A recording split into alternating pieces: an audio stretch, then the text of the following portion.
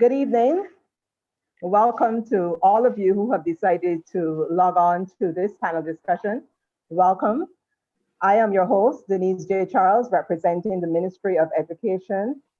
And every year, in the month of October, the ministry normally embarks on a series of events in celebration of Education Month.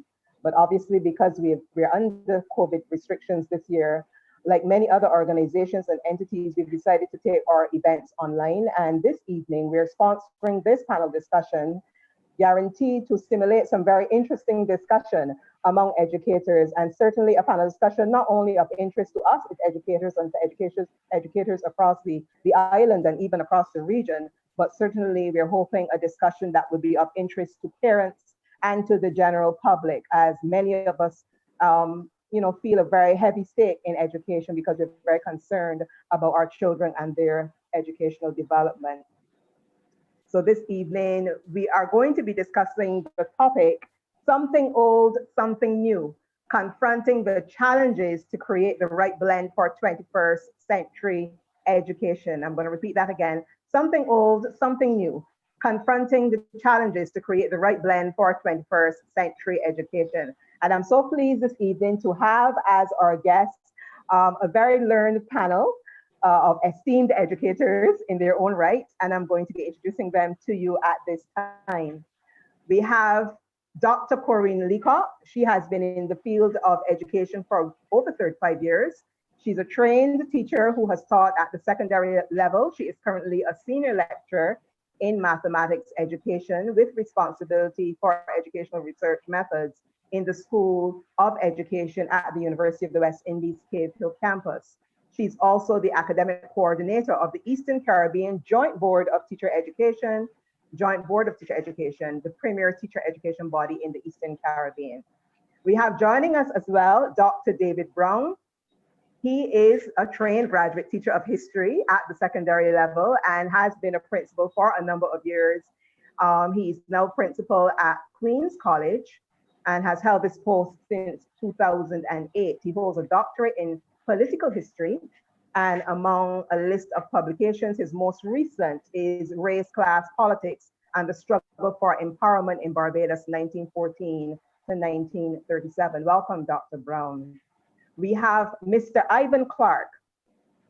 He has been involved in education for 42 years, where he spent many of those years as a teacher at the primary level. He has been a principal for 16 years and is currently assigned to the Hildesteen Primary School. He is a past president of the Association of Primary Principals and is currently their PRO. We have Mr. Dwayne Best, a former trained graduate teacher of mathematics and a former information technology coordinator at the Ellerslie School. He has worked at the Ministry of Education as a schools liaison officer with responsibility for technology integration in schools and is currently a tutor at the Erdeston Teachers Training College. He holds a bachelor's degree in computer science, a diploma in education from the UWI, and a master's in education technology with a certificate in online teaching, both from Boise State University. And last, but by certainly no means least, we have Miss Colette Athwaite. She's a trained graduate teacher with over 15 years experience at the primary, secondary, and tertiary levels, and is currently assigned to the St. Michael's School. She holds a master's degree in educational planning, economics, and international development from the Institute of Education, University of London, a bachelor's degree in French with law, a diploma in education with distinction, and a certificate in educational management and administration. And she's also published in the Journal of Education and Development in the Caribbean. So welcome, panel. Good night, everyone. Good night. Thank you so much, Dr. Charles. It is great. Good night. Thank you. Good night, Dr. Great Charles. to have all Thank of you. Thanks. Okay, so we're going to delve straight into our topic. I'm just going to kind of put it in context, and then I'm going to move over to each of you to make your opening remarks. This statement is by Dr. Glenford Ho. I hope I pronounced that right, or Ho, Senior Program and Research Officer at the UWI Open Campus. Since the education system in the region was not designed to be inclusive, in the absence of fundamental reforms, it is proving to be unfit for education provision in the 21st century. where the focus is on democratization of access, inclusiveness, equitable provision of education for all learners, and addressing the individual needs of each student. Now, this statement by Dr. Howe is a pointed one, which is worthy of some reflection.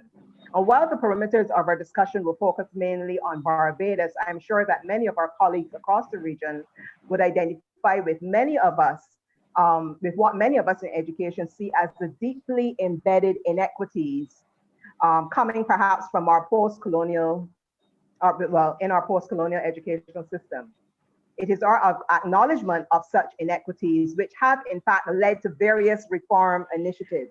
And right here in Barbados, our own white paper on education reform sought to articulate a new way of doing school as we move towards the end of the 20th century. The motto of our most noted reform initiative, Each One Matters, Quality Education for All, suggested an awareness by our technocrats and policymakers that education as we knew it for the better part of the 20th century was really no longer adequate as we moved into the 21st century. Our white paper on education reform therefore spoke to the need for a system built on inclusivity, a system where the focus would be on individualizing and diversifying teaching and learning, where learning would be student focused, where teachers would move away from being experts on the stage, as you often say, the sage on the stage, to being guides and facilitators capable of building on students' prior learning experiences. Another focus of those early reform initiatives was also the role which technology would play in student learning, as education grounded in technological approaches was being seen as the means of building out a workforce of divergent thinkers and problem solvers capable of positioning our nation on a global stage in the 21st century. As we discuss our topic tonight, we must therefore ask ourselves a few pointed questions. To what extent have we been successful in transitioning our system for greater 21st century relevance? And how can we first identify, prioritize, and then confront the challenges to create the right blend for 21st century education? This, of course, suggests that creating the right blend is dependent on certain prerequisites being met. And that is why we're looking at confronting the challenges first. So I'm going to hand right over to our noted guest, and I'm going to begin with Dr. Leacock to make her opening comment, and then we're going to move to Dr. Brown. Thank you, Dr. Charles. Very powerful opening statements you've made, and I'm sure that they tie in with some of the points that I'm going to make. But when we think about it, the 21st century has brought with it unprecedented conditions that have affected education greatly. There's greater diversification in the classroom. We have a wider range of people from different countries. So we have different nationals, we have people speaking different languages. And because of the notion of inclusive education and concepts of universal secondary education, we now have persons in the classroom who would not normally be in certain classrooms, especially at the secondary level. So we have greater diversity. It has brought with it an increase in natural disasters that have affected and disrupted schools. For example, hurricanes. We've seen it in the region recently where schools were closed over a long period of time due to hurricanes. We also have an increase in undesirable human behaviors, either on or near school premises. Schools were supposed to be places of havens, but now in the 21st century, we are seeing greater upheavals as far as that is concerned. And of course, as you mentioned, we have the ubiquitous technology that has come into our sphere. It used to be out there, but now it has come into the classroom. And these and other conditions have had an impact on schools and schooling in Barbados and the Eastern Caribbean, and has brought with it many challenges that educators, educational authorities, schools, teachers, parents, and students must all confront. Classrooms and schools are becoming more stressful for both teachers and students. And these are things that we have to look at. to my mind, the question is, how do we prepare teachers? And I'm looking now from a teacher educator standpoint. How do we prepare teachers to cope with these challenges and to help their students to cope with the challenges? And I believe that these questions have implications for how teacher education and professional development programs go. The onset of the COVID-19 pandemic have brought to the fore some of the challenges that are in our system that we confront. And so if we're going to look at an acceptable blend for the 21st century, these are things that we have to consider. COVID-19 exposed things like the use of technology. Now, technology has been introduced in Barbadian schools and across the region since the early 2000s. But the question is, what COVID did is brought to the fore questions like, what technology are we using in the classroom? For what purpose? And who's using it? And also it forces us to think about other disruptions that happened in schools and to think about it. You said, mentioned in your opening comment that persons are seeing technology as the major driving force in education. But I think we have to go beyond that and think about other things, because with the changes that we are seeing, what happens when schools are disrupted by conditions that bring down the thing that we need with the technology, say the internet? How do we prepare teachers to engage students under different conditions where they might not have the internet? And this is where I thought of the something old, something new. Perhaps we have to retrain them how to use the old things in a new environment. The Eastern Caribbean Joint Board of Teacher Education, we have seen these changes, and we've tried to adapt our training programs to help the teachers to cope with these changes. And as we go through the rest of the discussion, I hope to be able to share some of the insights that we've had and what we've been doing and plan to do in the future. Thank you.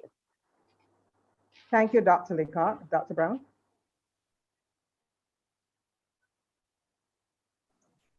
Thank you very much. Good night to everyone again. It's interesting to hear my colleague and the interpretation that she has given to this topic. Something old, something new. From the time I saw the topic, that jumped out at me. And recognizing that any changes to our educational system and reform would entail aspects of the way we do things before that was work for us and the new environment. So I want to say that we have had an educational system in Barbados and in the Caribbean where we have some things have worked for us, and I expect that we will continue it. We will not destroy the entire system to build something new. Then what caught my attention was the idea of blame for 21st century education. And I asked myself, what is 21st century education? What is it? The assumption is that the education that the 21st century is going to bring new challenges to not only us in the Caribbean, but into the world. We recall that there was much discussion at the beginning of the 21st century, coming out of the 20th century, about what the world will be like in the future, and the recognition that technology and science is going to play a big part in that world. We remember that associated with it was the discussion that the 21st century will be the Asian century. The 20th century was supposed to be the American century, where they dominated. They dominated the world economy. They were producing over 30% of the world's output. And therefore, the 21st century had or began with this sort of discussion in the world. And it had to have implications for education. You remember that the American scholars came out very aggressive, and they talk about 21st century skills, and that we need to produce out of our schools and learning institutions people who would have things like critical thinking, creativity, collaboration, communication, information literacy, media literacy, technology literacy, flexibility, leadership, initiatives, productivity, social skills. And they have been debating this for 20 years. If it is something that I would like to pose to us right here tonight, is we have lived through the 20th century and the 21st century. Is it really, or are you really seeing the Asian world dominating the world in terms of technology and learning and education, or is America holding its own in relation to what had been predicted is now 20 years, we are going into the third decade of the 21st century. And this is still a debate in education and such like. Now, if I come down to the Caribbean, we have been talking about a new school model. I recall attending the Principals Conference in the Bahamas in 2017. And believe you me, one of the major topics of that conference was what was called the new school model. We debated what school would look like. We recognized that there must be educational reform. We are talking a lot about it here in Barbados. And recognizing 2017, we discussed extensively this new school model.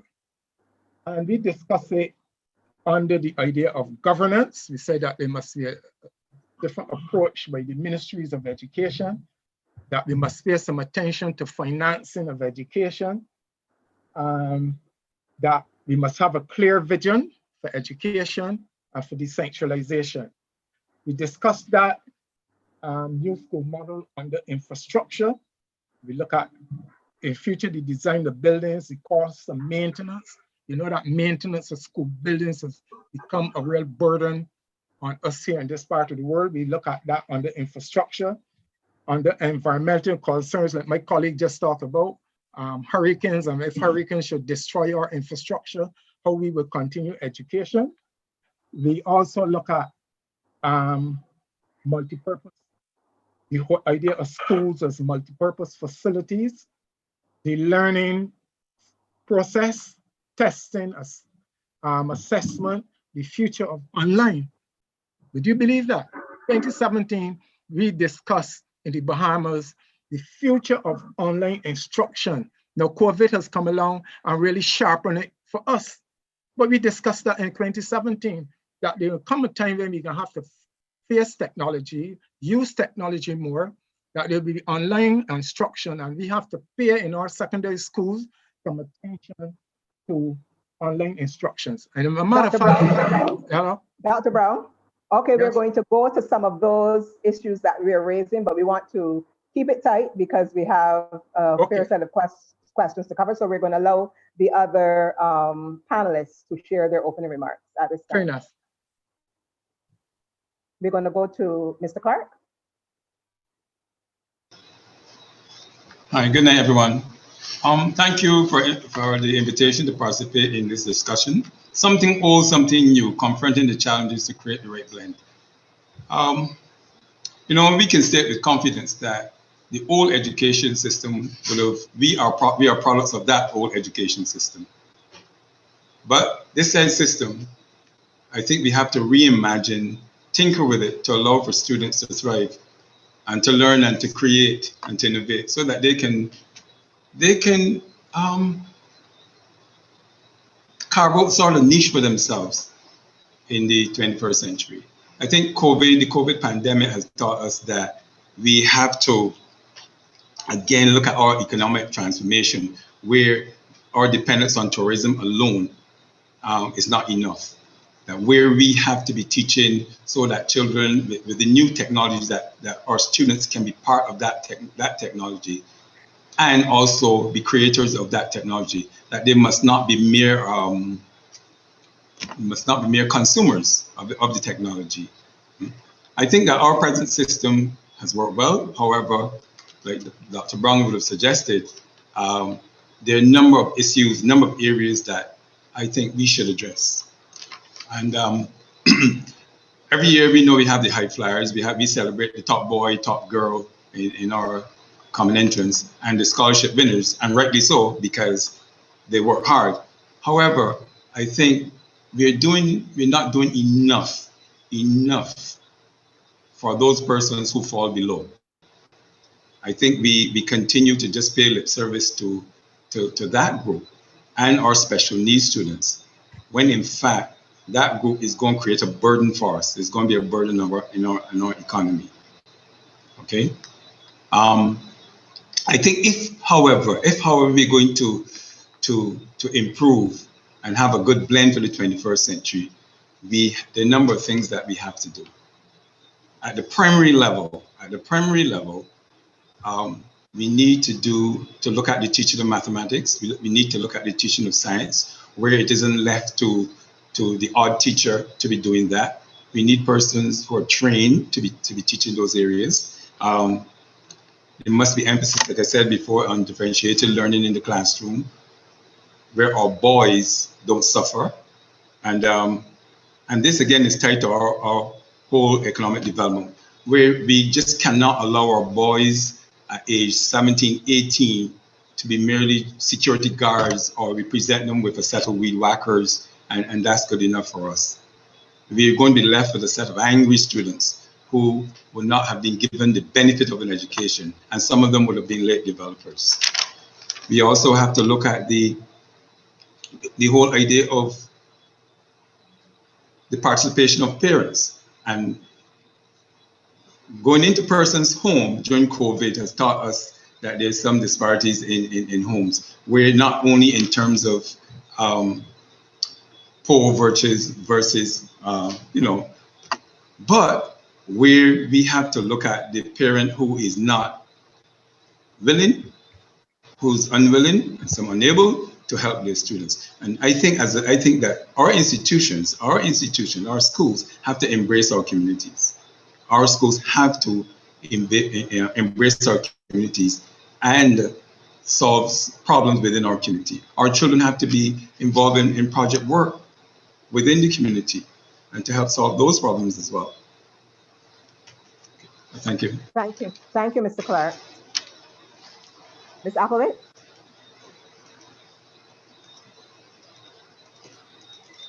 Hello and good night to all. It is so refreshing to be able to speak right now and not be wearing my mask. And so I suppose in light of the pandemic, having this technology does still allow for some freedoms that we can enjoy, because as a teacher, we're talking all day, we're wearing the mask, and it does get quite uncomfortable. But coming out of that, the pandemic to me has reiterated the point that time and again, that education is dynamic. And so the need to ensure that we are educating the future to be just like ourselves is really paramount. And you might say, what do you mean educating people to be just like us? We need 21st century learners, but yes, like us. We must educate our children to be a people who can adapt to change, no matter our beginnings. So even now, there are many of us today teaching, working in other fields. We didn't grow up with computers. And here we are using them every day. We're communicating, we're instituting change across the gap, across the globe. And to prepare the 21st century citizen, we must allow our students to make mistakes and to solve problems. We must give them that leeway. We must empower our students to be unafraid. Don't be afraid of what is new. Don't cower from what may seem hard, but instead embrace the difficulties head on and conquer them. Now, we must use all of the resources we have. And I think that's what most persons have been saying, both the face-to-face and the online, in order to permit our students to think and to invent and to improve. And most of all, students must take ownership of their own learning. Parents must empower them to be held accountable, to be proud of their creations, and to ensure that they put in all of the effort that is necessary in order to succeed. And so while we find that delivery modes may have changed from time to time, and especially in the pandemic, we've just been bombarded with new ways of teaching, we must still be cognizant that learning styles and learning outcomes remain the same. So the visual learner, for example, may now be in a better position to benefit from new tools, such as watching YouTube videos at their own pace at home. But we still need to use the old school tools. answering questions to ensure that there's understanding, that still will remain ever important. So how do we accomplish both? In this new environment, how do we blend the old and the new? We must find the best practice. So we have platforms such as Edpuzzle to provide opportunities for self-directed and self-paced learning. And this can keep track of student progress, hold students accountable, and so forth.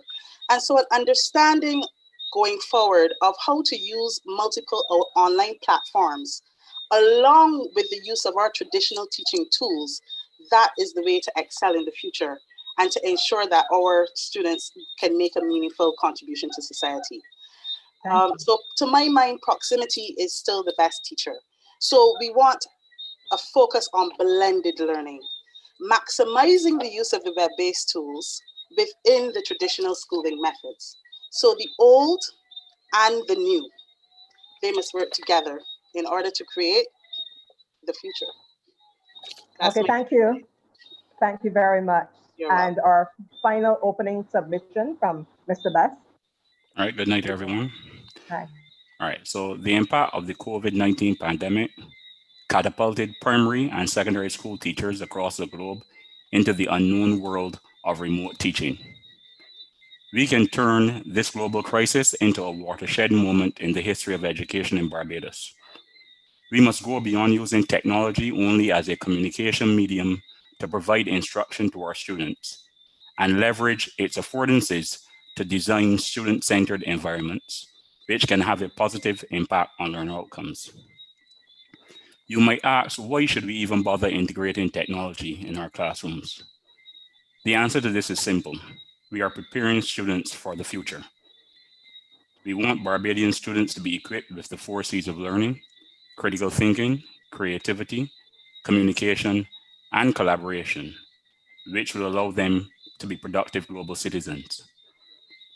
As educators, we are tasked with teaching our students digital citizenship skills. This basically means how to use technological resources in safe, responsible, and legal ways. New literacies have arisen, which have shifted from the consumption of text-based media to engagement with and creation of multimodal media. If we think about tertiary education and workplace training of the future, I anticipate more focus on online asynchronous learning. Providing students with digital learning experiences now that are accessible and inclusive are necessary for preparing Barbadian students for future engagement in lifelong learning and the global labor market. It is important then that teachers are provided with the requisite training and support to be effective in the online modality. Thank you. Thank you, Dwayne. What I have noted is that each of you has referenced COVID and the changes that we are experiencing as a result of that. But if we look at our topic, something old, something new, and we're looking at creating the right blend, I think Ms. Applewaite touched on it when she spoke about the need to harness what was valuable from the past while blending it with what was current or what was present for both now and the future. And when I think of blending and of something old, something new, I'm not just thinking in terms of technologies as we know it, but I'm also thinking in terms of attitudes and philosophies, because certainly our attitudes, our thinking processes about education, about what learning and about what good learning is, etc. Those attitudes, those beliefs, those perspectives will inform what we do or what we decide not to do in respect to education. So I want us to look at the whole concept of superior and inferior education types. I know that there is certainly within the ministry right now, our very name is the Ministry of Education, Technological and Vocational Training. So there is that recognition that vocational education is just as important. And over the years, we've had this type of divide where people have seen a particular type of learning, a particular type of education as being more superior to what we term practical subjects or vocational subjects. how can we as educators address these perceptions of superior versus inferior education when we think of academic versus the vocational? And I think this is very critical because our students are being exposed a lot now to what is being termed world skills. And there's this whole movement to embrace vocational education. But yet, in spite of that, many people still have a lot of the traditional approaches, or they think traditionally in terms of pitting one type of education against the next. I'm going to ask this question of Dr. Brown. What is your belief, or how do you see this almost war between these two types of learning, and how some people perhaps put one over the next? How can we as educators address this so that we really meet the needs of all of our students, since we have a diverse set of students in our schools? You know, we can sit here tonight and we discuss a lot of ideas, and they would appear to be esoteric to people. I will get right to the point. The promotion of the Caribbean vocational qualifications is one way of bridging that gap, that it is not for any particular type of school or students. It is something that the CVQs and technical and vocational education is something that we should embrace. Looking ahead, I assume that the planners or social planners are looking at an educational system that will propel our economy in the future. Now, what COVID has taught us, that for years, we were saying that our economy is built on a very shaky foundation in the terms of all the eggs that we put in the tourism market.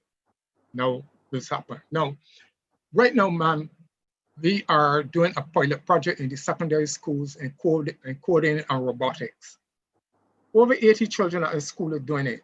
And I asked myself, at the end of this pilot, do we really have a plan to launch into an area that we can create a niche in our economy for our young people? These people will be learning the real technical skills of coding, but would they apply it to entrepreneurship and creating their own niche, or would we have a national development plan? I want to say here that I believe that education should be tied to national development goals, which there has to be a reason why we educate people and why we put them out there in the world of work, not to go through any mundane task, not to be a certain no, not to just go there and look for a job and ask for a job. Entrepreneurship will become very central to what we do in the future. The skills that I was just talking about in terms of problem solving and critical thinking would become very important in the sort of students we turn out. So to you, ma'am, I believe that we can operationalize a lot of the ideas that we talk about. Educators must be able to do that, understand the developmental needs, and use education as a means to turn out from our school institutions the sort of students who will perform that role in the wider society and to generate wealth. Okay, we have a comment, a contribution from one of our viewers. Henderson Eastman notes that there are strong technical and modern education systems alongside the academic systems in Asian territories. And I think what I was trying to get at, and I think you caught it very well, is that we don't have to choose. I don't think we have to pit one against the next. And we have to, yes, there are children who may be stronger in certain types of subjects than others. But as you said, education must be relevant to the needs of the nation. And that means utilizing all the skills that our young people have. And certainly when you're technical and when you are creating things with your hands, you are also using your brain. You're also thinking.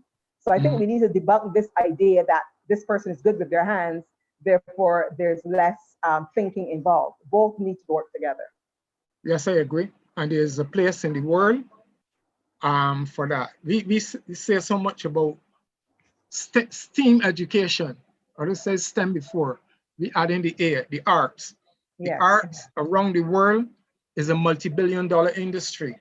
Very I'm true. looking forward to the day when people are trained in theater and the various aspects of theater and performing arts, and there is a world for them outside of Barbados and outside this region. They just have to find it.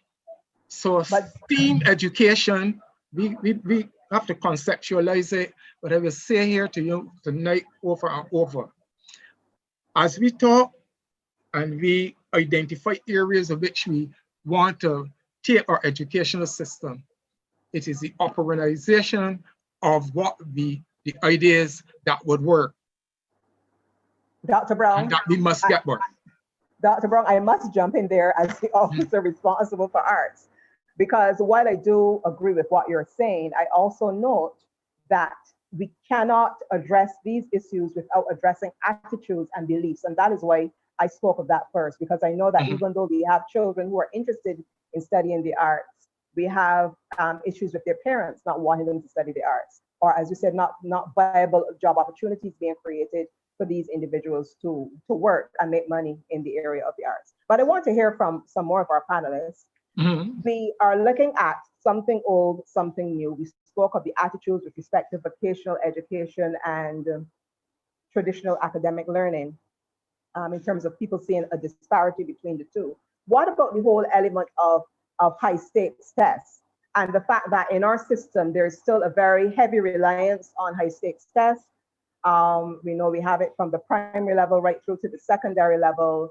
And even though we tout using diverse assessment strategies in terms, and we tout utilizing different pedagogical approaches, which take into consideration all the different learning styles that there are and so on, when the rubber meets the road, at the end of the day, the children do sit down and write a test with a paper and pencil or paper and pen. So even though you might utilize different strategies in your teaching or for your in-class assessments, where it really counts, those high stakes tests, we still have very narrow and traditional approaches towards assessment. What can we do in this area to really diversify how we allow students to express what they have learned? I don't know if one of the other, maybe Dr. Leacock, Mr. Best might want to weigh in on that. Dr. Leacock, I know you deal with teachers. Yes, Dr. Charles. I think this is a very, very important thing that we have to consider. And it ties in with what Dr. Brown was just talking about when he talked about, and what you mentioned in terms of pitting academics against vocational. Because what the current way of assessing students, now don't get me wrong, I strongly believe that we do need a primary exit assessment. Students going into the secondary school system should take something with them so that the secondary school teachers will know what they can do, what their strengths are, what their weaknesses are. If we are assessing for that purpose, then yes. But the current system that we have, one that was inherited from years and years of our colonial past, is one that people will say, well, it's the fairest way of doing it, it's the best way of doing it, and what have you. But the question is, how fair can an assessment process be when it takes a large proportion of the nation's children and tell them, even if not openly, and sometimes they are told openly, but by how they are assigned to schools, that they're no good, that they don't have much to contribute. What Dr. Brown talked about, persons contributing to society and to the economy, but how do we expect persons to turn around and make a contribution when from a young age, as early as 11, 12 years old, we have labeled them and we have stigmatized them, and we have said the ones who are bright and the ones who are worthwhile will go to certain schools and they will follow the form of education that is cherished, that is an academic education. And the ones who are not so good could go and do something with their hands, because that's what technical and vocational education is often reduced to. Go and learn to do something with your hands, suggesting that if you haven't got a head, you might as well use your hands.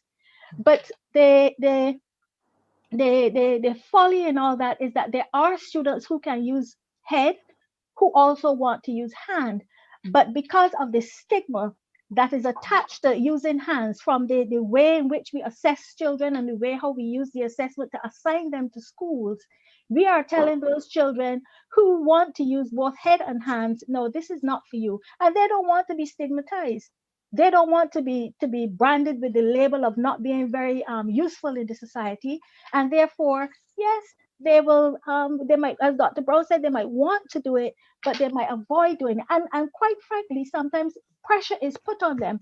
You did that exam and you did so well and you passed for so and so, and you now saying that you want to be a what? No. You have to go and do the academic things, and the child might want to, as you rightly said, in the arts, the child might want to do something in the arts, but they are told things like, but there's no money in writing, there's no money in this, and there's no money in that, as though, yes, we're not stupid, we know that we need money to survive, but as though all there is in life is making money, and that you're not to get any satisfaction out of what you're doing. You're not to use the skills that you have to contribute to your community in a way that brings you joy, but that can also bring joy to persons in the community as well. It is all about how much money you make. And that's what you talk about assessment. And that's what these high stakes exams do. Because from an early age, they segregate our students, our young people, into different pockets, and they take away the voice, and they take away the motivation, and they take away the willingness to participate from a large proportion of our students. And if that is the case, then we have to look at it. Now, persons might think, yeah, but what do we replace it with? Now, that's a good question, because there are things that you can replace it with. The problem is, Dr. Charles, is that it will call for change. And you know that people do not adapt well to change. People like to stay in their comfort zone. Listen, if you talk to 60 persons, just randomly choose 60 persons, and you talk to them about, say, the common entrance exam, yes, they would they might acknowledge the stress and the strain that it puts on children. But of those 60, 30 or 40 of them will tell you about a person that they know from nowhere who benefited from it, one person. And they will focus on that one person, and never mind the other 599 of them that didn't benefit from it, but that one person. And there's always, well, if it can happen to that one person, maybe it can happen to this person. And they hold on to these things, even though in the back of their minds, they recognize that it is no longer serving a useful purpose. It comes down to change. People hold on to the thing that they're familiar with, that they're comfortable with. If that thing is going to change, then it cannot be introduced, and the change cannot come about overnight, because you have to create the structures and the framework that there's a new way of assessing students for transfer to secondary school, a new way that it is done, so that persons can see the benefits of it and will see that it is something that can work, that will not be to the detriment of their own children. And the same thing goes for the CSEC exams and so on. The high stakes exam, they're really putting a lot of pressure on students. And what they do is that they shut down, neutralizes the word that I use, a large proportion of our young people who are now not making a contribution to the society, because something has told them from an early age that they are valueless, they are useless, and the only thing that they're good for is for doing something with their hands. Okay, excellent. Mr. Best, you want to weigh in on this? One of the things as well is, as educators, we would speak about Gardner's multiple intelligences, but the reality is, in what we do, most of the time we model that a person's cognitive level is what's important to us. So as Dr. Leacock was saying, we would have to model this change so that we see, for example, all these other intelligences as being important as well, so that a person who is, let's say, a dancer or athlete is no less important than a person who's good at, let's say, astronomy, for example. Yes, and the thing about it is, someone else is speaking? Yes, Okay, Dr. Charles. Go ahead. Right. Yeah, I quite agree with Dr. Brown I quite agree with Dr. Brown that they can exist together. The whole idea of the technical and vocational and the academic institutions. But let's go back to the high stakes exams. The problem with the high stakes exam is, like, as expressed by Dr. Leacock, is that we can have continuous assessment. We can have continuous assessment, like I said in my opening remarks, where we can allow our children through project work to express themselves. Okay. The other thing is that we have to look at is that an exam like the Common Entrance exam, for the most part, allows those high flyers to excel. However, because the emphasis is on getting persons towards an exam, I think what we are doing a disservice to is having the basic skills for our students at the primary level. And a lot of our students leave the primary level and go on to the secondary level without those skills, not being able to read in content areas. Hence, the struggle at the secondary level with the secondary teachers is that you have to be teaching, working with students who should have acquired those skills at the primary level. And I'm convinced that if we take our time, if there isn't the high stakes exam, if there is continuous assessment, that we can get a better quality student moving from the primary level to the secondary level. And once we do that at the secondary level, there the child can decide, after going through having another basic education, what they can possibly do is go on to technical vocation or choose to be an academic. But I want you to remember too is that it is the doors in our society that is really moving the society. It is the doors. Our academics, yes, they're the teachers, the researchers, but it is the doors in our society and those that we usually left behind that we have to take care of. Thank you so much for that contribution. I think what I wanted to note earlier was the fact that even though we recognize the use of, well, we recognize multiple intelligences and we recognize that teachers should have an awareness of these intelligences and utilize various approaches to meet the needs of various students. I think understanding the role of, for example, the arts, well, I'm going to be very biased there, but understanding the role of the arts in helping students to understand other concepts. So for example, using the arts to help a child understand mathematical concepts, using the arts to help a child reflect and be able to write about their own feelings, using the arts to help a child understand geography. I think we have to see a more integrated approach towards the value of a more integrated approach to learning, that it's not just about, oh, this child is visual, so I'm going to assess this child in a particular way, or this child is auditory, so I'm going to assess that child in another way.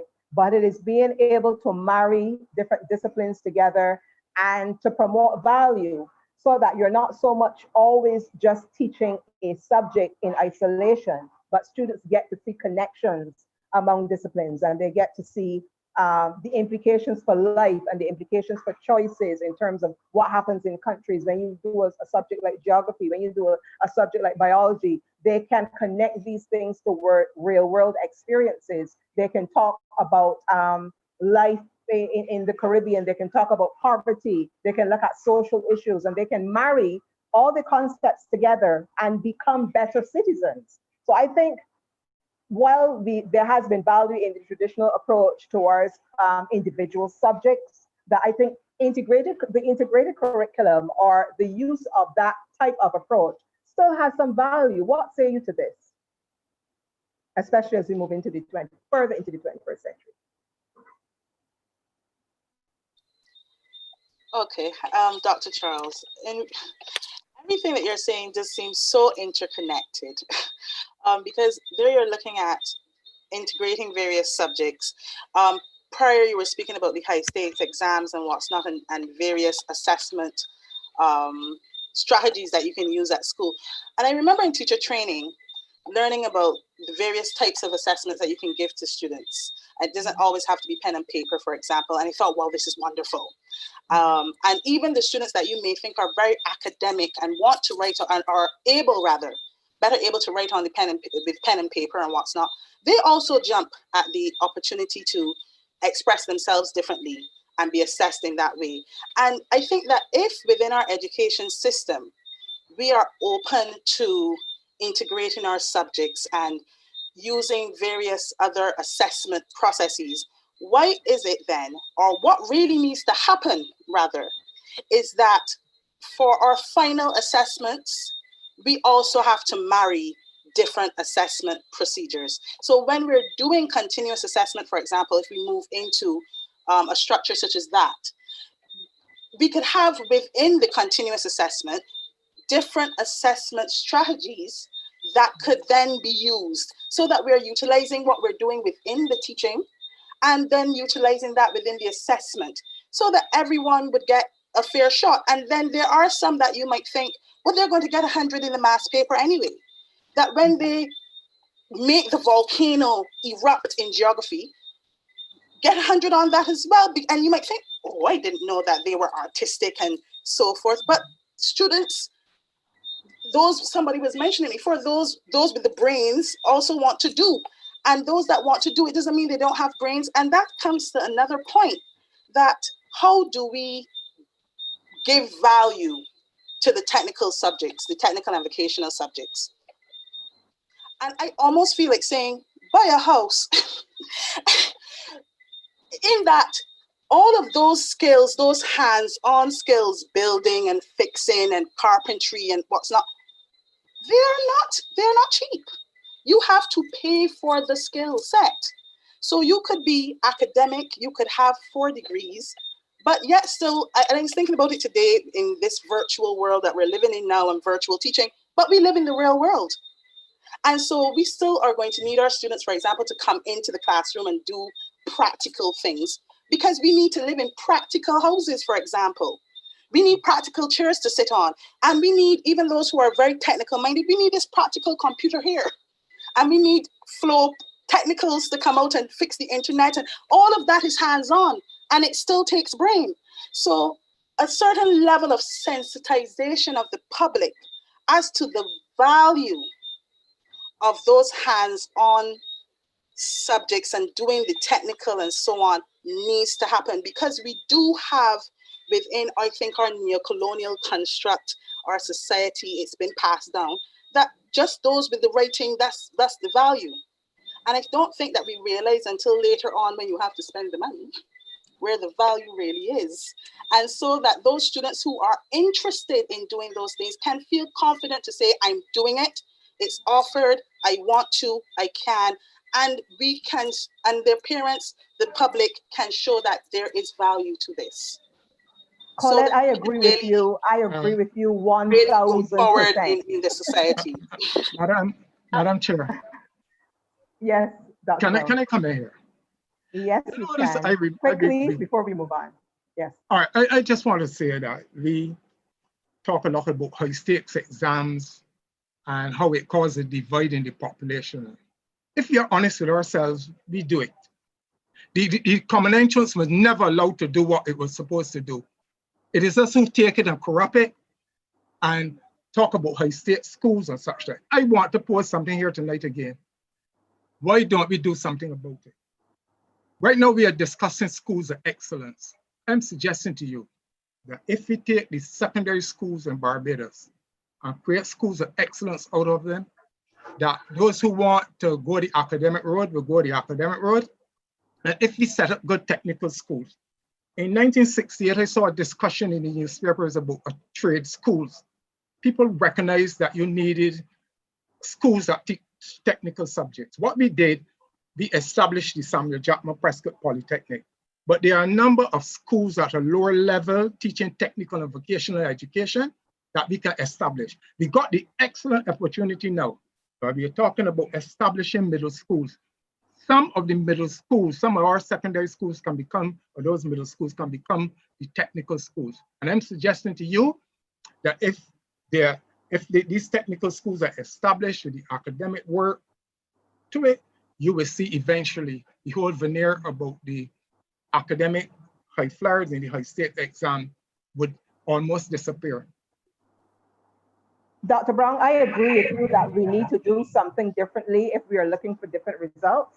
And I also agree with Ms. Applewhite that the changing of attitudes will take time. And I do agree that we need that public sensitization so that the wider public can understand the value in all subject areas and that students don't feel this pressure to be pushed in one particular way. And also, there's nothing that says you can't be both academic and vocational.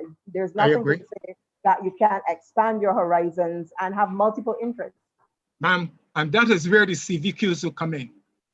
Children at Queen's College leave Queen's College with CSEC, CAPE, and CVQs in furniture making, metalwork engineering, and you have students, so in my opinion, in 2007 when I heard it, I went for the CVQs because I recognized that a student who leaves the academics and the skill-based qualifications is a more marketable person. So we should pay attention to the CVQs and pay the attention to the technical and vocational education through the schools of excellence. Thank you so much. I want to move on and look at the whole element of digital engagement and digital development in education.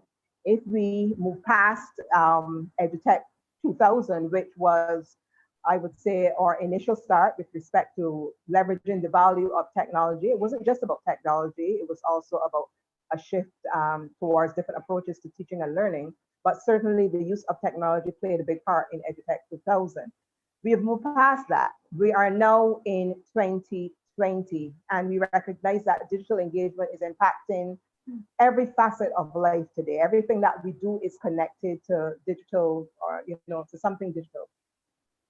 And it has even shifted the work market. The work market is a different work market today than it would have been 20 years ago. And the types of skills that our students are expected to have to be able to be of value in the world of work are different. They are more wide-reaching, more far-reaching. So how do we go about prioritizing among the many challenges that we face with respect to implementation with technology? Because even though there were very detailed plans in place, we know that there were many challenges with respect to the implementation of technology in EduTech 2000 so long ago. Now we are at a different level. We have seen what COVID-19 has done and where it has thrusted us. What can we do now to navigate what types of challenges are we being faced with first? And then what can we do to navigate those challenges with respect to really leveraging the use of digital technology in our classes, in our educational system? Sorry. Can I jump in here? Of course you can. First, you have to think about the technology and how it is being used in schools. Yes, you talked about EduTech, the Education Sector Enhancement Program, fondly called EduTech 2000. And at that time, when technology was a big part of the school curriculum innovation that was going on, yes, there was training for teachers. I think one of the reasons why after some 20 years, we are still no closer to widespread use of technology in education is it comes down to training for teachers. Now, we did some research. I worked with the evaluation of that program. And one of the things that happened, yes, there was training for the teachers, but one of the things that the teachers pointed out at that time, that the training focused on how to use the technology. So how to use a piece of software, how to turn on the computer, how to produce a document and what's not. What they always said back in 2005 and 6, when that project, when we were doing research with that project, what they were always saying is, but we don't know how to teach with it. We don't know how to use it to teach. And it is surprising, but in 2020, same type of research, same questions, and the same thing is coming up. We still don't know how to teach. And that is what COVID-19 brought to the fore. That teachers, And this is not just confined to Barbados, because the research that I'm talking about was done in Barbados and the Eastern Caribbean. The teachers, they do have reasonable access. Not, they're not always happy with access. They have reasonable access. Yes, they get some training as to how to use the technology, but what is missing is the pedagogy related to integrating the technology into their classroom activities. Okay, let me stick a pin there. So that is one of the greatest challenges. Let me take this question to Dwayne from Urdeston Teachers Training College. How is the college shaping its approach to teacher education with this realization in mind, that it's not simply about understanding how to go online, how to use Kahoot, or how to use any particular Web 2.0 technology, but how do you actually use it pedagogically so that your students benefit? All right, so if I speak to the two courses I teach in educational technology, which would be the BEd program and the diploma in education, the first thing I try to do is actually build their TPAC knowledge, which is the combination, the interaction between their technological knowledge, their content knowledge, and their pedagogical knowledge. So even though Dr. Leacock said that teachers have technological knowledge, I find that that's not always true. There are a lot of teachers who still are in a position where they shy away from the use of the technology. One of the things, especially in the DPED program, which doesn't necessarily work how we would like it to do, is the fact that if you're training teachers with the use of technology, it is important to train them in their context. So actually in a subject-specific environment. So in the DPED program, you're teaching the 60 students together. So there are a range of, everyone is teaching a different subject. So to use the example that you have used, let's say you're teaching a teacher how to use Kahoot. You're going to teach generally how to use Kahoot, but there are different things which might be specific, let's say, to English. Programs which are specific to English, which it might come under the purview then of the tutor. So in the methods tutor. So at points, it is challenging to teach teachers in their specific area. Now, one of the things also which is important in terms of teaching teachers to integrate technology in the classroom is definitely you want a situation where one-shot workshops don't particularly work. They don't work. You want a situation where it is ongoing. Also, you would want a situation teachers fail in terms of using the technology as well at the implementation stage as well. So this is where the IT coordinators at the schools must come into play. Now, at Urdeston, what we try to do is in the education technology course, over the period of time, what I try to do is allow the students to actually create things within the classroom, so that, for example, they will see how they can come away from just using, let's say, PowerPoint, for example. So you want a situation where teachers know that technology can support the learner differences within their classroom. So if you think about, for example, the UDL framework, the Universal Design for Learning framework, it is a case where technology can be used to support the 3 tenets of the UDL. So for example, multiple means of action and expression. So allow the teachers to understand that, as we discussed earlier, students don't necessarily, the only way to express what you learn is not only to write or to type. Students can create multimodal artifacts. They can create videos, they can create posters, etc. Now, technology, again, can be used to support multiple means of representation. There are students in schools who struggle in terms of reading. There's assistive technology which can be implemented within the classroom to actually assist those students and give those students a sense of independence, where they don't have to depend on somebody to read for them, but they can use the software to read for them. So, yeah. Okay. Any other contributors? With Can I- respect Dr. to- Charles, Yes. it seems quite clear that that while this is happening at Erdison Teachers Training College, and by Dr. Best's, Mr. Best, Yes, Dwayne. Dwayne, sorry, I'm projecting. By his own admittance, a lot more needs to be done.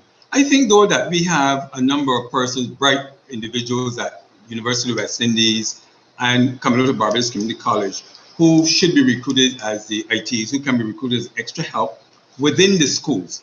Because while you may have this at Erdison, we have to be aggressive if we're talking about technology, in that we must have on-site persons who act as consultants to the teachers, so that so that all that he's saying can be done on site. Because you're talking about programs at Erdison, which and these programs will not reach all those teachers who have been in schools for quite a while. So I'm saying is that we need persons who are. Also, my question to you though is each primary and secondary school has an IT coordinator. So what we might have to do is build the capacity of the IT coordinator so that it's not a technical role, but it is a pedagogical role. I think go ahead. There are two distinct roles. That is exactly what I was going to say, Dr. Charles, because yes, you have the persons who will come with their technical support, and we need them. But that is not the sticking point with getting the technology used in education. It is the educators that we need. You see what I mean? The person who comes with the pedagogy. I agree. And I think it has to start at the level of teacher training. I think That's there right. needs to be more evidence of it in teacher training. And then obviously we would hope to see that transfer of training from what is happening at the Teachers Training College to the classroom. And Dr. Charles, what we are seeing, because it's not just about this. Yeah.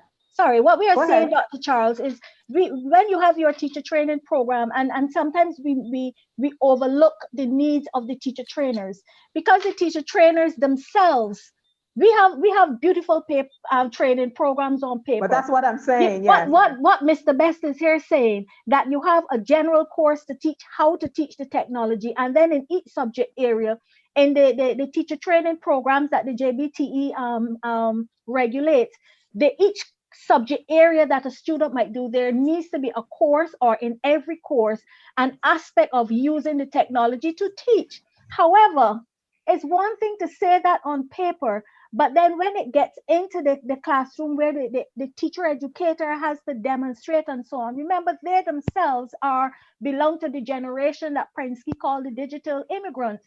So therefore, we need to perhaps change our model for teacher education, and that would include retraining our teacher educators. Retraining the teacher, exactly. That's the point that I'm coming to, because they need some help with that, and then they can model. Because in the research that we did, the teachers are saying we need somebody to model, and quite often.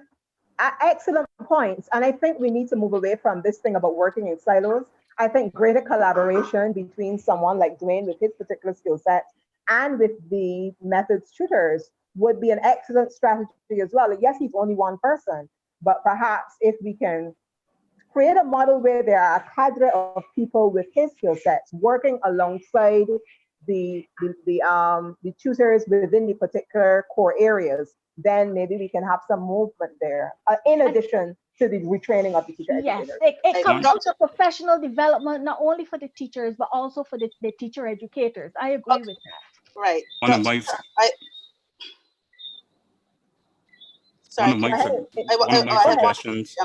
Can I jump in here? Go ahead, Mr. Best. Who's speaking? No, I was saying one of my suggestions in terms of, based on what, one of my suggestions at Erdison was, given, I said to them that the same way each school has an IT coordinator, there needs to be an educational technologist for Earlston Teachers Training College, because that person basically has to play the role for the other tutors that I play for the student teachers who come in the DepEd and the BEd program.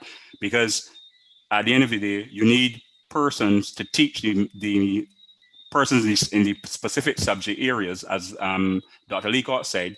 You need persons to guide them and to teach them about pedagogy. Even if we think about what at Earlston at present, we are teaching in the asynchronous online modality. This would have been new to almost everyone in May.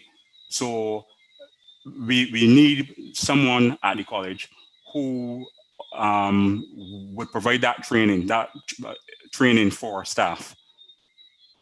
Thank you. I think Ms. Ahoe wants to say something. Yes, because you're talking about teacher training, and usually, well, there is continuous teacher training. Yes, we do courses, teachers that are on the ground, but it does, at the end of the day, even if it is face-to-face course, online course, we're still teaching, we still have our planning to do and what's not, and finding the time to participate in the retraining processes sometimes is difficult. This is, speaking on the ground, practical. Also, the IT coordinators at any school, they have a myriad of duties that they must also execute, apart from then coming to help a teacher, for example.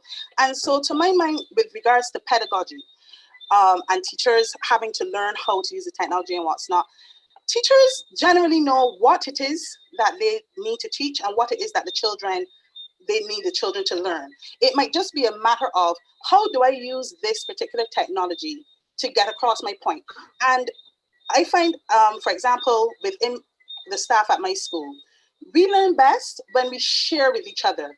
So the best practices that we see as we're going through this process, and it takes a lot less time to actually speak to your colleagues and exchange ideas and learn something new than sitting down to do a 5-week course, for example. So not just focusing on the technical issues and admin and how are we going to make sure that teachers are trained and having it on paper written down, but encouraging the team building within your departments, encouraging that those with knowledge are able to share, because a lot of the times we are all bombarded with our own lives and issues and work and what's not. And so actually accessing something that is formal may be a bit difficult. And apart from teacher training, in the technical area, I remember when I did my teacher training, a lot was on the multimedia projector. That was kind of like the new thing. And what that really is the teacher themselves making kind of, the students are almost passive within the use of the technology there. But where the technology now is going, as it were, because a lot has happened in a short space of time from the multimedia projector to where we are with all of these various online platforms. We don't just need to train the teachers, we need to train the children. We need to train the students in how to use these various platforms, because within a lot of them, there is possibility for the students to create and to put together their own work in new and inventive ways and present it, what they have learned and so on, so that they're not just passively sitting there receiving this information through the technology, but they're also using the technology in order to present what they have learned, and we can see their creations and we can see the learning outcomes that we as teachers have been trying to I don't even know what's the word I'm looking for, but push to the students, for lack of a better word. But so teachers might need training, yes, but we can help train each other. That's number one. And number two is we need to take the time to sensitize the children into how to use this new technology, because they do not have to be passive vessels anymore. They can be active participants and even teach us. Some of my students have actually taught me things and presented things within the classroom, within the virtual classroom. Oh, ma'am, since you're going to be doing a presentation and your dual list isn't working, I'm going to put up not a Nearpod, oh goodness, a Padlet. So you can see our comments on your phone, ma'am, as you're presenting, so that then you can respond to us and things like that, so that you're finding that the students themselves are feeling empowered. But And as we're that is going where, through that is different where, platforms, Dr. that Charles, is where this is digital teaching where them literacy some of the comes things in. that they might need to use other platforms that they may not be familiar with. So it's that we need both teachers and students to be actively involved within this new technological world. Dr. Licott, you wanted to say something? Yeah. I think this is where the something old and the something new meet. Because That's right. what is happening is that in the old system, the teacher was presenting. So you presented on you wrote notes on the chalkboard and you gave the children handouts and what's not. Now that we've got the technology, this is where the new has to replace the old, but not just the technology, but how we deliver instruction and how we teach. I think Ms. Applewhite hit on something when she talked about the students are still being passive. One of the strengths of having technology that we're told is that the children can become actively engaged in learning. Yes. Yet when you go into classrooms, the children are sitting down copying notes that are projected from the multimedia projector. Now that is the old. That's the new chalk and talk. Yes. Definitely, that's what you're actually doing. The new has to be not just the technology, but how teaching and learning takes place in the classroom. The types of questions that we ask students, because in the past, we could ask students just knowledge questions and they have to scurry and find, because there might be one answer expected. Nowadays, you ask the student a question, they pull out their phone and Google it and tell you the answer. So we can no longer, how we ask children questions, how we engage them in education, that has to change. This is what is new, what the new thing that the technology brings. It brings in it changes the way how teachers and students engage each other, the types of questioning. So you no longer ask knowledge questions, the higher order questions, and the children are directed to use the technology to become independent learners. So they have to go and learn how to look for information, and not only how to look for it and find it, but how to evaluate it. There's a lot of nonsense out there. So how do they know what is worthwhile and what they should overlook? These are the types of things that the new things, that the technology will bring. I want to tack back to what Ms. Applewhite says. I totally agree with you, Dr. Licott. And this is where we see the role of digital literacy needing to be leveraged more, because with digital literacy, you are more or less teaching yourself, or you're being taught, or you're being exposed, not just to the technical side of the technology, but you're being exposed to how to use it to engage in terms of your own learning. So both the teachers and the students need these particular skills. They need to learn how to interrogate certain things through going online, how to ask questions, how to solve problems, how to communicate and collaborate together, how to invent, how to be innovative. So when you talk about being literate digitally, it is not simply about learning how to turn on the computer and how to surf the internet, etc., but it's how to make sense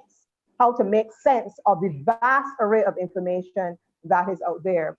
Having said that, I want us to, I know we've spent a lot of time looking at the challenges. We've identified several challenges in many areas in our educational system. Certainly we haven't exhausted all of them. We haven't even perhaps scratched the surface. But when we look at the age that we're in today, we are in the 21st century, and we're talking about creating the right blend for the 21st century. We cannot less count, or we cannot trivialize. We cannot, we have to see the importance of this digital revolution, how we are going to apply it to education. I am sure that even though we haven't had everything together perfectly, there have still been some great lessons learned in terms of how teachers have been going about on the ground, developing their digital skills, utilizing them in their classrooms, learning from their students, as Ms. Applewhite pointed out, and so on. What can we see as some of the benefits, some of the high points that have emerged out of this particular crisis that we've found ourselves in? I mean, the crisis that has emerged as a consequence of COVID-19. What have we learned, and how can we take what we have learned to push us further forward into the future, to really build out a dynamically different education system which is poised to meet the needs of a diverse range of students? Ma'am, I would say that it taught me how, as a principal, how resilient and our teachers are, and how willing they are to learn. I think when we had to go online in short time, teachers were willing to spend long hours trying to make sure they get a good grasp of the technology. Some were a little timid at first, but I am pleased that our teachers stood the test and really dug in and made sure that they could have presented and school could go on as usual. And the other thing is, this is a pandemic, but we are in a hurricane belt. If all the lines are not down, or if, for example, we have a good rainy day, we can save some days by using technology. And I think one of the things we learned is that once you're a teacher and you have the ground, you have that base, you have the basic knowledge or teaching as a teacher, it's easy to adapt if you want to whatever.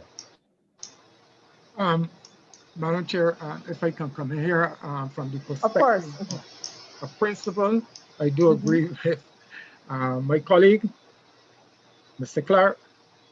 When we had the shutdown, it took a lot of people by surprise, but I want to congratulate the teachers across the system Yes. for how they responded. Look, we sit here on this little island, but sometimes we don't look around and realize how resilient we are and what a great country we have.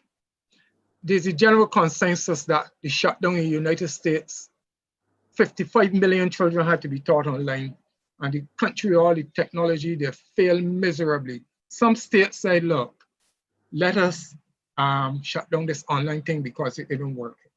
Here in Barbados, I found the teachers took to the task. The ministry were training them in the G Suite, but not all were trained. But those who received the training, they trained others, they went online, and in the circumstances, they did a good job. What I would like to say here tonight, we better look ahead. If there should be another shutdown, are we ready? Are we better off? That is something, one of the things I would like us to pay attention to.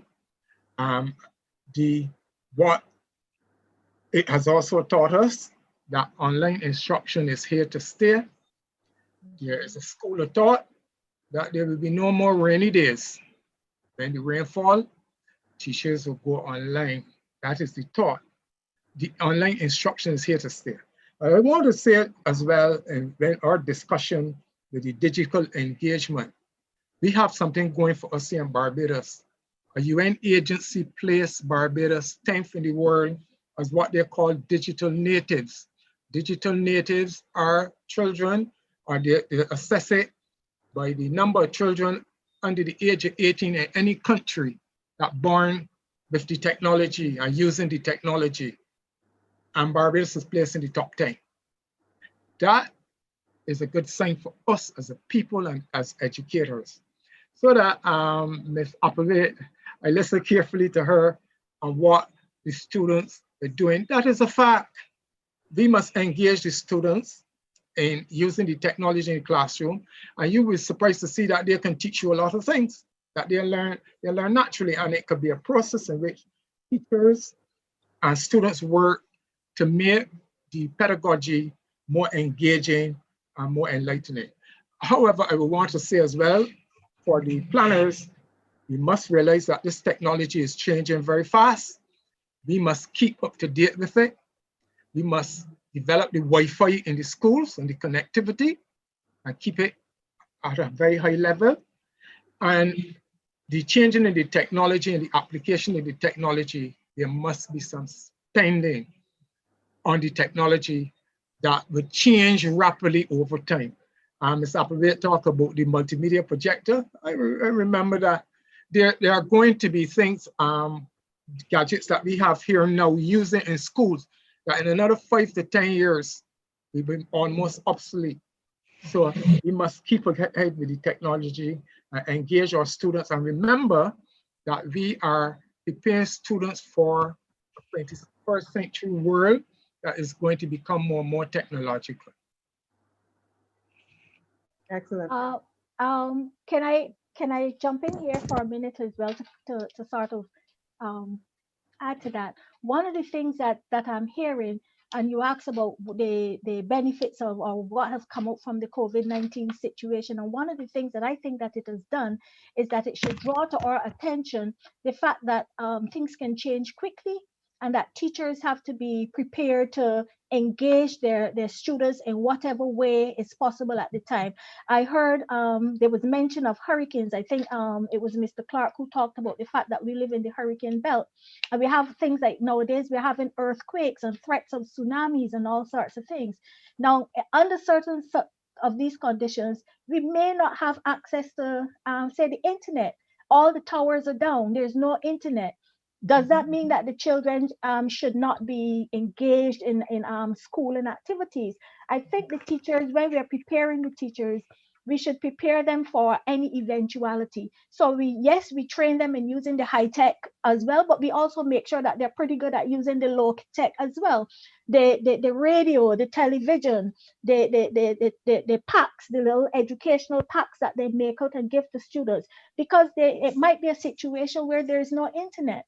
So you will be highly trained in all those things, but that's not what is available. What might be is that the children have access to a radio. So how then do we produce educational material that children can still be engaged under those circumstances? And remember, when these things happen, the children are traumatized. Yes, the teachers are too, but the children are traumatized. And the faster we can get things back to normal for the children, and schooling activities can help that. Yes, Dr. Brown talked about our resilience, and that is true. But we also have to ensure that both the teachers and the students can draw on that strength and that resilience using whatever is available. So we have to think of a more distributed learning environment, not just focusing on the technology. And yes, I think we should make absolute best use of that, because it is the going thing. That's the new, but we cannot neglect the old, and make sure that the teachers are also well trained, so that under any circumstances that they are able to engage in some form or fashion. And even now with technology, Dr. Charles, remember, there might still be students who don't have access to the internet and what have you. Yeah. So are we going to engage them with television programming, radio programming, what they call education packages with worksheets and so on? Very low tech, but it might be necessary if you haven't got high tech. So these are things that we have to make sure that our teachers are retrained and trained. And it doesn't have to be going to a formal course. It can be on site. It can be something that is arranged in-house. However, whoever you have that can provide this training, we have to make best use of it, so that all of the teachers are as best prepared as possible. And I say good for them. I saw, as Dr. Brown said, I saw teachers pulling out the stops and making an effort. Yes, things weren't perfect, but I saw them making an effort, and that's a good thing. Now that we know what can happen, COVID has told us what can happen. Let us go beyond teachers merely making an effort by properly preparing them to deal with these things as we go further into the 21st century. I want to say to that, Dr. Leacock, that yes, technology is very important, and we have been talking about the use of technology, etc. But we must not forget that in the grand scheme of things, our students are extremely important. In fact, they are most important, our students and our teachers. And while we didn't really go into a discussion of the digital divide, we know that there are challenges faced by some students because of socioeconomic factors or other factors that may impact their ability to access, or even if they do have a device, they can't really use it as they should because there are situations going on in their home that may be less than favorable.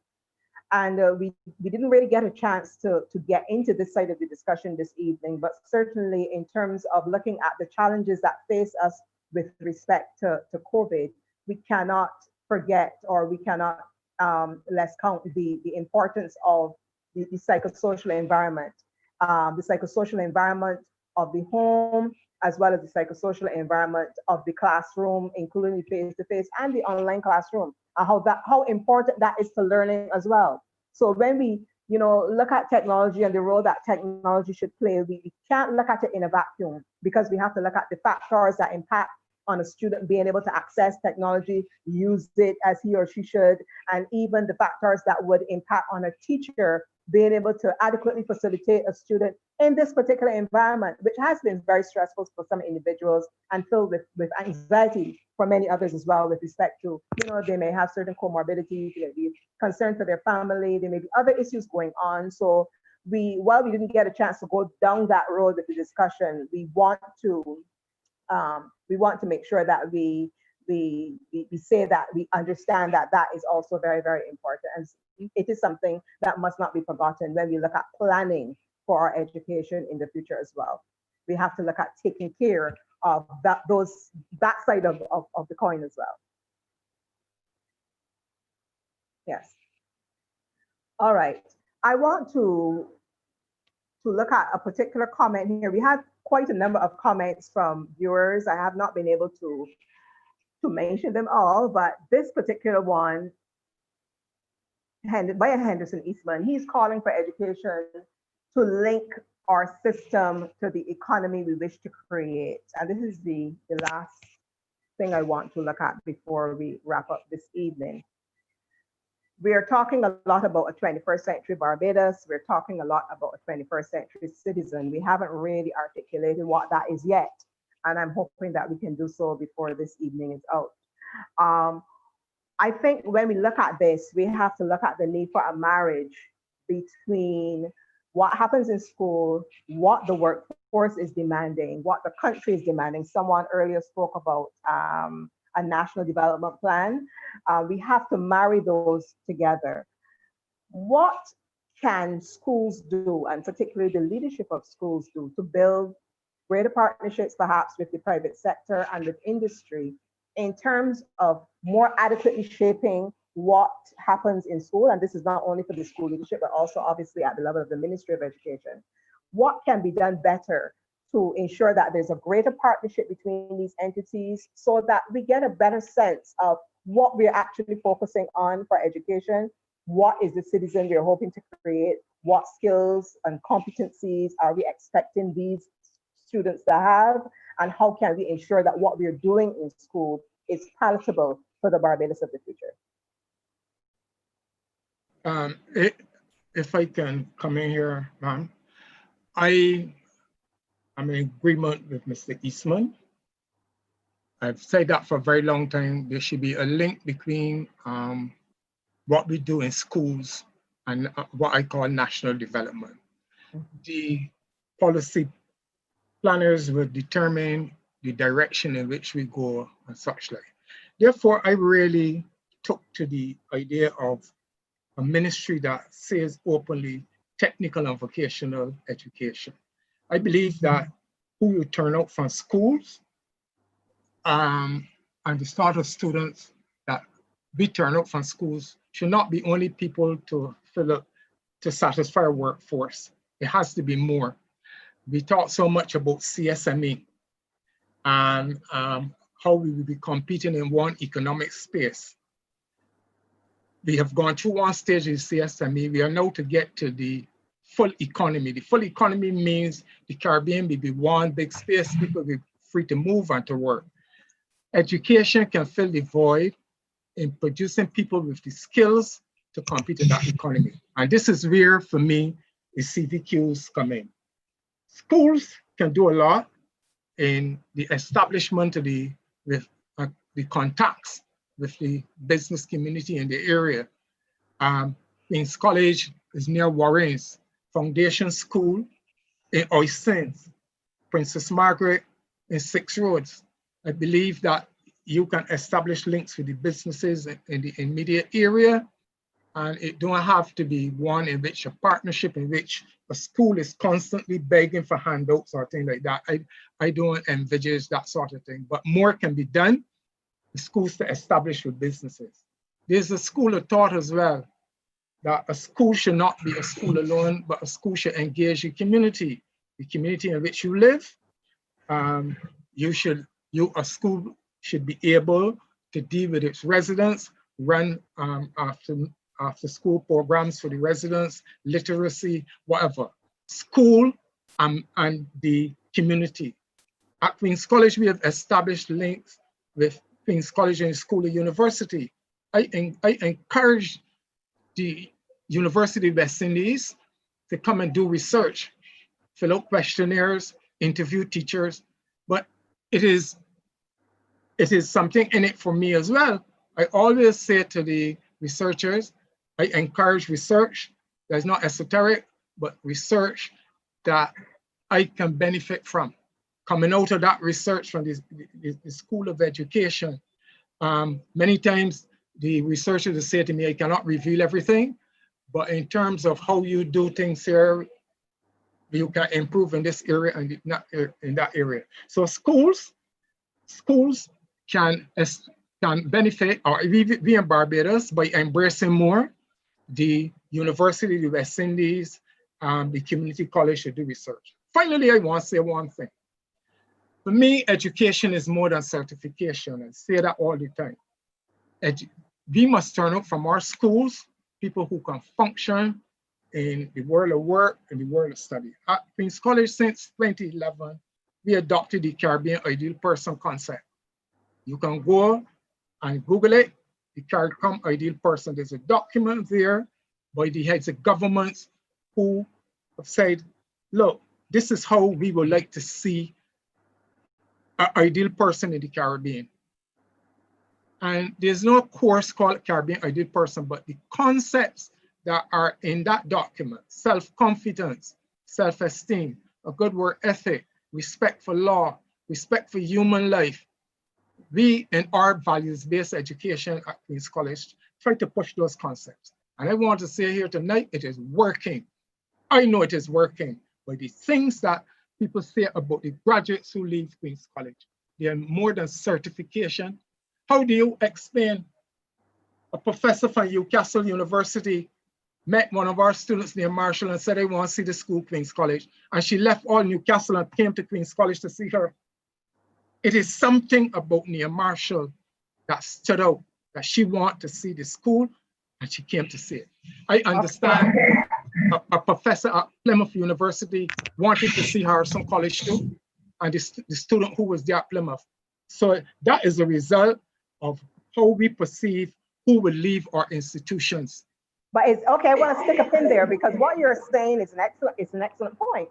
And it would be great if this is something that we can see parity in across the system of Barbados, both at the primary and the secondary level. I'm going to ask Mr. Clark to kind of transfer what you are saying to the primary level. I know the children are younger and they still have a ways to go in terms of their own academic development, etc. But among the principals at the primary level, is there this discussion about what you are hoping to see emerge from the primary student? What you're at, at age 11, when your children leave school, yes, they've sat the common entrance, yes, they've gone on to a particular school. Are there particular skills, are there particular competencies outside of academics that you're hoping that your students would have? Yes, I quite agree with Dr. Brown. But at the primary level, I think what we try to promote is a relationship between school and the community, which extends to the private sector and businesses. And for a while, I know that we would have been doing things like visiting businesses, being in the business for a day. I remember some students visiting Atlantic Submarines where they actually did interview guests. They had a feel for tourism and what the tourism industry entails. Yes, they're doing it in social studies, but what they did take with them is the fact that they can speak to a stranger, and those are skills. The whole idea of listening and speaking skills that we try to promote in the primary school, where you can actually speak to a real person rather than a teacher or one of your students, a fellow student around the campus. But there are a number of schools who have engaged. Primary schools who have engaged persons in the community, businesses in the community. And I know there's one hotel where students are allowed to go to that hotel and be part of the staff. And the staff will come to that school and engage the students, not giving them money, but actually from management level right down to engage students, because these are the types of encounters that they will have outside of school. So we promote what we call real life skills, where our students interact with persons within the community and businesses within the community to see what they have to offer. Excellent, thank you. All right, my final question for the evening, before I get you each to give your final comments, your closing comments, I want to direct this question to Ms. Applewhite and perhaps to Dr. Leacock. While we do not seek to diminish the role which the Ministry of Education may play in policy development and monitoring, we also want to tout the notion of teacher accountability and responsibility. How do you think the system can perhaps better empower teachers? And how can teachers seek to empower themselves so that there's a greater benefit for our students?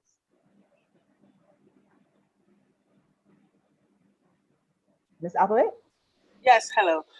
Just very noisy here with the rain, actually. Okay. Yes. But with regards to teacher accountability and teachers, getting better and so forth, I think our professional learning communities will help to empower teachers, help to keep us accountable.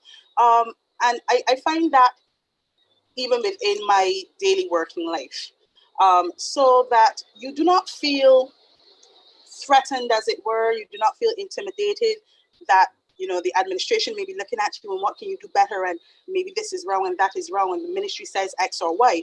But if everyone knows what they're supposed to do, and you yourself can feel when you may be having a deficit in a particular area, for example, you can go to one of your colleagues, someone that you can trust, to discuss, to share ideas and so forth. So really making sure that there's a very strong team within your institutions. And so, of course, the administration really does have a big role to play there as well, the principal and the management team, in ensuring that all of the staff can feel comfortable enough to excel at what they can do well as to grow and to improve at what they may be weak at. And so in that way, everyone is helping each other, because I may be good at one thing and poor at another, and vice versa with your colleagues. So everyone can feel valued, everyone can feel empowered, and we can actually get the best team so that we have all excellent teachers. And there are some things, though, that we are humans, and there are some things that some teachers will never be good at, for example, and being able to say, hey, can you assist me? Can you actually maybe teach my class this particular concept, and I can do something else with yours at another date. So actually really using the resources that we have available to us within our institutions and making the most of it. Being able also to approach your administration that they can find outside help if need be, would be great. But also there's the point too that within the new environment and even within the old, teachers have become overwhelmed at some instances. And so perhaps finding new ways, new resources, new help that can come in to lessen the load and better reach our students would also really help. And I think the ministry and schools working together can help facilitate things such as these so that we can really make the most of the schooling that we're trying to impart upon our students today. Thank you. And yes, my view on this, teaching has been traditionally a solitary activity. You go in your classroom, and where you have a door, you close your door, you gather your students around you, and you do what you do in sort of in almost like a private setting. That's the old. I think the new thing that we have to venture with now is greater teacher accountability, greater transparency about what happens. I think teachers have got to embrace the notion of appraisal and clinical supervision. So we have to have facilities in place where teachers can receive this kind of assistance. And don't see it as punitive. Appraisal should never be punitive. Appraisal is for the development of the teachers. And once we get that mindset, and it is done in a way that is, as we said, transparent, then teachers can be able to be held accountable, in the sense that if you have an appraisal and your weaknesses have been identified and you are pointed to professional development activities that can help you to improve them, and you make use of these, then in a sense, you're showing that you're interested in developing yourself, you're interested in developing your craft, and in that way, teachers might be able to do better in the classroom. Things like mentoring and coaching. These are things that nowadays we preach in education, because we recognize that teachers, it is no longer the case where a teacher can go into a room with the students and just do whatever. It comes out and we see it in the performance of the students. And mentoring and coaching, Ms. Applewhite talked about professional learning communities. This is another form of support for teachers who might be having challenges. But how do we know that they're having challenges if there's not a system of observing and working along with the teachers to see what it is they might need in the classroom? And some teachers recognize their needs, and some might have needs but want to sort of keep them obscure because they feel not to be able to do something makes them a bad teacher. I always say it isn't a bad teacher if you can't do something. You're a bad teacher if you can't do something, you realize that you can't do it and you don't try to get help. Now that makes you a bad teacher. And so I think that we have to recognize, as she said, we're human, we have strengths and we have weaknesses, and we should avail ourselves of all the opportunities to improve our weaknesses. And the one thing that I would like to add here is the whole notion of research. This is where a lot of decisions about things happening for teachers and in classrooms and so on are done on anecdotal information. What we need is a strong research culture. We need to build a strong research culture in schools, not just researchers where I as a researcher come in or you as a researcher go in, but the teachers themselves become researchers to look and see what is working and what is not working in their own environment, so that they would know what help they would need. This is all part of the accountability that we're talking about. And I don't think that there is sufficient accountability for teachers in a sense that would lead to their development as practitioners. And I believe that this is something that if we're talking about going into the 21st century, we're talking about policies and what have you, we now have to talk about evidence-based policies rather than, you know, the armchair person or you've read something or what have you. We have to now get evidence to support the things that we say need to be done and to support the strategies that we want to put forward as means of doing them, what might work and what might not work. Thank you so much. 30 seconds, just to give your closing comments. We're going to begin with Mr. Best. 30 seconds. Mr. Best is not online. I think he dropped out. Yes. Okay. Mr. Clark. Thanks again, ma'am. I think what we have to concentrate on is at the primary level, ensuring that we have a student who's going on to the secondary level who is capable, who have the prerequisite skills to continue through secondary education. Also, we must link up with the parents. We must involve parents so that we can decide if a child wants to go to a technical or vocational school. And I think that if we involve the parents, that should not be a problem. That would not be a problem. But too often we leave these students out. And in terms of our technology, and what I think we need to do is more teacher training. Teacher training must be at the forefront. Our teachers work through the shutdown, but now I think that we need more teacher training. Thank you very much. Thank you. 30 seconds, Dr. Brown. Yes, 30 thanks seconds. very much. I want to thank all of you for this session this evening. We haven't even touched the surface of many of the issues that we were supposed to touch. My preparation I had agreed that there would be a blended environment, borrowing the old and the new. But my bone of contention here is that it's time for me to make a move and make it very quickly, and that we can reform our educational system tomorrow if we want to. Ms. Applewhite, 30 seconds. She's still here?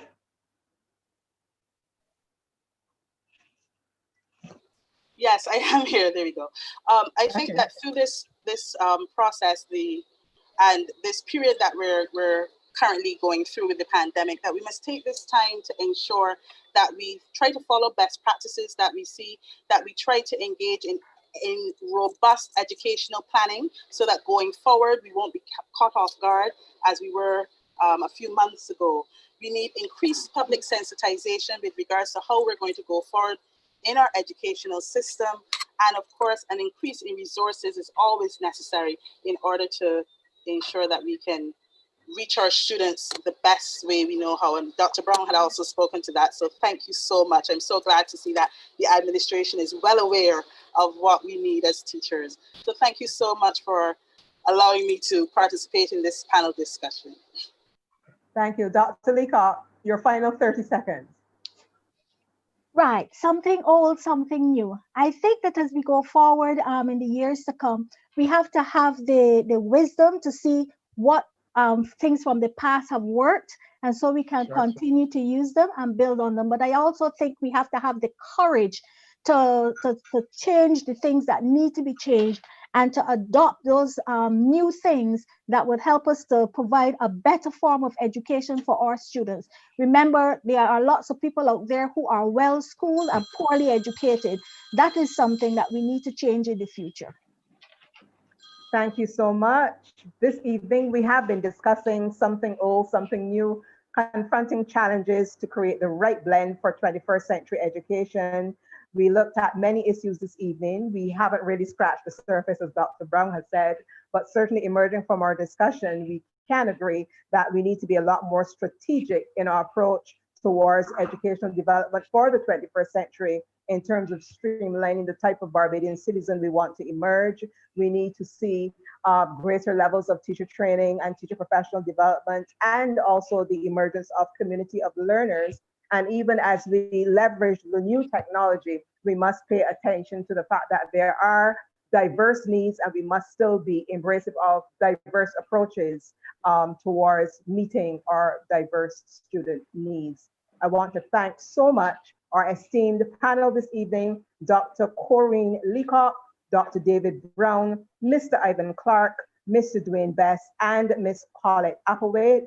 I want to thank all members of the curriculum department and officials of the Ministry of Education, the Media Resource Department, all viewers, and all of you who have taken the time to participate and to add your comments to the discussion. Thank you so much for joining us this evening for this Education Month panel discussion. Do have a great evening and stay safe.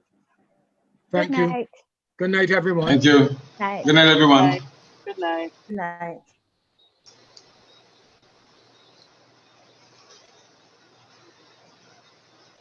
David, we need to hook up. I need to give you, I'll call you tomorrow. Ivan? Yeah, I think we need to hook up. I'll give you a call tomorrow. Okay, all right. Call me, man. I'll give you a call tomorrow. Okay, Buzz. You be good, man. Right. Okay, good. Good, Buzz.